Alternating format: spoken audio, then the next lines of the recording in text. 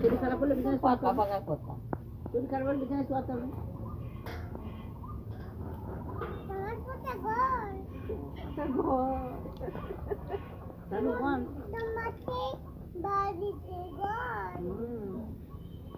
ওই পাড়ায় বাড়ি,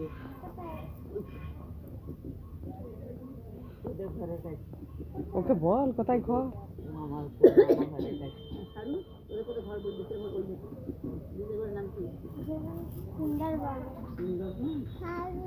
সুন্দরবন যাবে?